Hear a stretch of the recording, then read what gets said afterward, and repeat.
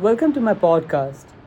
My theme is something we often picture as just a line on a map, but the truth is, it is a living system shaped by power, identity, and humanity. Today, I will be speaking about border, what speaks within it and outside.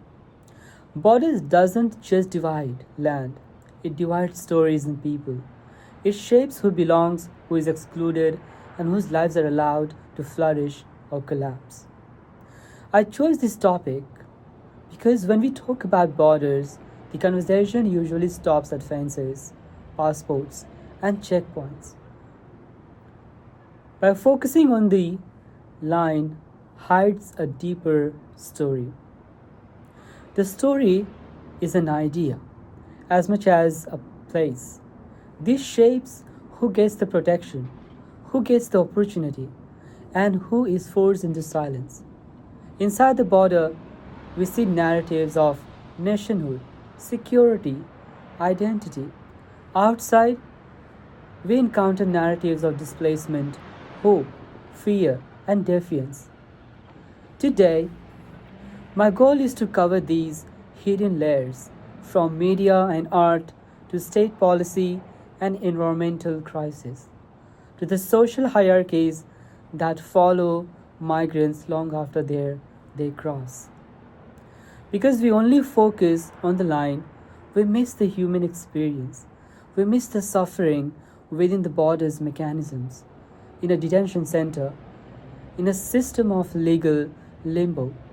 And critically, we miss the powerful forces and defiance voices that speak outside the line, transnational networks, the economic pressures, and very planet that is forcing people to cross. My main idea is to understand what truly at stake we continue to define the border too narrowly. Hi, I'm Prem Kumar, and today I will be talking about borders, what speaks within it, and outside. Let's begin.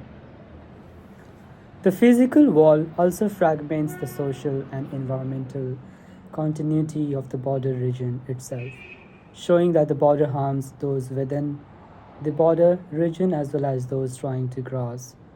Here's the case example of Kimberly River Roberts, who is one of the survival of the Hurricane Katrina, where in one of the scenes she calls 911, but her call was being abandoned or denied.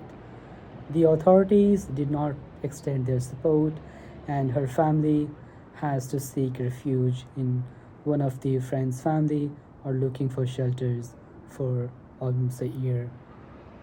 So this is one of the example. Another is how Vanda Brown shows that the physical barrier directly undermines the years of bi-national environment cooperation and places the livelihoods of the communities and the farmers on both sides under severe threat. The wall disrupts cross-border wildlife migration and severs shared access to natural resources as well. The militarized border doesn't just block the entry, it fundamentally denies the possibility of right to a decent life for migrants trapped into limbo. As Barbew, Dan Ditras, and John Agnew, their work reminds us this is the ethical core of the issue, where we must view the political responsibility for pursuit of a decent life as extending beyond the borders of any particular state. And these actions taken at the US-Mexican border to show deliberate choice to reject this human responsibility. Borders beyond geography. What does it show? Crossing a physical border is not only the beginning. Once inside, migrants encounter social borders, boundaries of race, class, gender, labor that are often more suffocating than the wall they crossed. There's a case study about how Filipino domestic workers suffer in Hong Kong. These women enter legally but into an inferior category. Their visa ties them to domestic work, a gendered, racialized labor market that denies them full rights. Scholars like John Allen, Jane, and Cohen show that these migrants often must erase their own suffering when communicating with families back home. Those they pose they pose for cheerful photos, videos in the parks or shopping malls, carefully living out the exhaustion, surveillance, and discrimination that they shape in their daily lives. The state employers, the global markets, rely on this silence to maintain a supply of cheap and compliant labor. Here, the border isn't at the airport, it's in the household, it's in the contract, and it is in the social hierarchy that defines who deserves comfort and who must serve. Let's return to the physical border, but this time the border is not the wall, but the natural environment itself, used as a weapon. This is where the concept of environment as a border becomes brutally literal. So, we're going to talk about the Sonoran Desert and prevention through deterrence. The US policy along the Arizona Mexico border, known as prevention through deterrence (PDT), is a perfect example of how climate shifts and geographical features are leveraged by the state to create a deadly and unethical border mechanism. The oppressors, the political leaders, use PDT as a tool that involves placing walls and checkpoints in easy to cross urban areas, effectively allowing the migrants into the remote, harsh, and deadly Sonoran Desert in Arizona. The desert's extreme heat, vast distances, and lack of water become the primary enforcement agent. Also, anthropologist De Leon, he shows through his work, which focuses on the death and violence and suffering experiences of the migrants in the desert, and he quotes that he mostly remembers the goddamn flies. What does it mean? Those migrants who were crossing the Sonoran Desert actually found themselves buried in the sand, and their bodies were being rotten and being just left without any recognition. The state deliberately weaponizes the harsh desert climate and geographically to deter movement. This transforms the natural environment into a border that kills with extreme heat, dehydration, and exposure, and this is a clear cut the case of the state using the environment as a border that actively denies the universal right to life. Who are the oppressors? The oppressors in the context of border is not a single entity, but a complex interconnected system of state power, economic structures, and social hierarchies that benefit from the exclusion of migrants. First, the nation state, which creates a system of sovereignty and exclusion. It creates a categories like friends or enemies, illegal or illegal people. Second, state agencies. It weaponizes geography. It creates policies that prevent movement of people, like the example of prevention through deterrence. Third, structural capitalism. It creates a system where they exploit labor and migrants and they restrict the movement as well. One the case of example that I have mentioned about Filipino domestic laborers.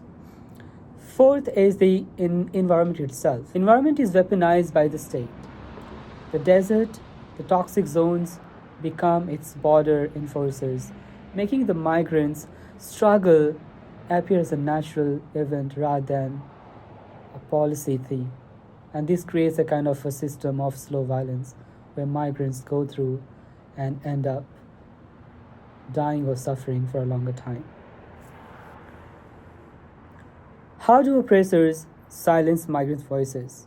Oppressors use both physical violence and psychological control to silence migrants, effectively erasing their experiences from the dominant public narrative. First, through silencing through policy and physical elimination. Like one example that I have mentioned about the US Mexican border, policies like PDT forces migrants into a deadly Sonoran desert. Silence is achieved through that. Second, state of exception. Detention centers or extra legal zones like deportation mechanisms are spaces where migrants are rendered outside the border of the law, meaning their rights are suspended. They are silenced because their legal and physical removal from the society means their testimony holds no legal and political weight. Second, silencing through social and symbolic erasure. In the case of Filipino domestic workers, the oppressive visas and labor system forces them to silence their own suffering for the benefit of their families. Scholar Jane Margold describes how these women create visual records for their kin that are highly selective and deliberately erasing indignities of the household work and showing only a reassuring vision of being appreciated. And this is a form of silencing by necessity. They must create this false narrative to maintain their economic lifeline to their families. The mass media, noted by Vanning Sun, distinguishes between refuge, who is deserving of aid, and the illegal migrant, who is deserving of border enforcement. By limiting the migrant's identity to a security threat or a victim needing rescue, the media denies them a voice as a complex political actors. We have traveled from the physical line on a map through the media landscapes and physical hierarchies into the future threatened by changing planet. My podcast has shown that the border is not static line of demarcation. It is a powerful dynamic engine of inclusion and exclusion, a system that determines life and death, voice and erasure. What is single most important lesson we can take away? It is that we must recognize border as a political, social, and environmental entity, constantly being challenged by the very people it seeks to contain. To, to truly move forward, a more just future, we must ultimately question, is citizenship based on nationality the right foundation for a global society, or we must embrace a model focused on human rights and universal right to a decent life for everyone, regardless of where they were born. Thank you for listening to my podcast.